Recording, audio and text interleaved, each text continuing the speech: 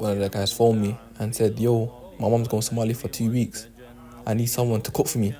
I said, this is why you need a wife, so they can cook for you. He said, why do I need a wife when I have you? And I was like, yeah, you made a good point. So you have to get them there and do what I have to do. So he took me shopping and he was like, bro, I need some prawns and some rice. I need some protein. I need some carbs. So I was like, yeah, let me meal prep it. So we chop up some bell peppers, green and red. You could do whatever colour you like, but let's go with green and red. Then I diced up some onions as well. Like so, this is my little hack for cutting onions, and it works like a dime. So yes, let me chop away. Then I got some green chilies. Kid said he wants some spice, so I was like, yeah, let's add that into it. Then it's time to go and marinate the prawns. These prawns are very juicy in it, but I did some chili, I did some turmeric, and I marinated that. Now it's time for the fire. I added some olive oil. This is not seed oil, this is olive oil, guys, so don't get into me.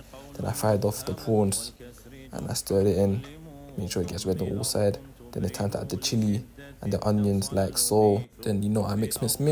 Then I added some vinegar into it. Yes, you may be looking at me like saying vinegar. Yeah, I added vinegar and I added some mustard.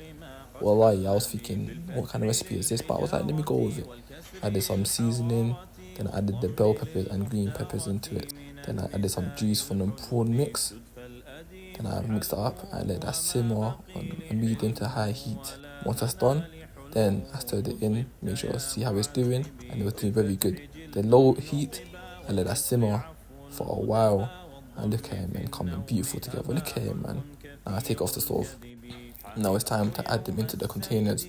First, you want to go with rice. He said he wanted coconut rice. I was like, yeah, of course. You want the coconut rice? That's my thing.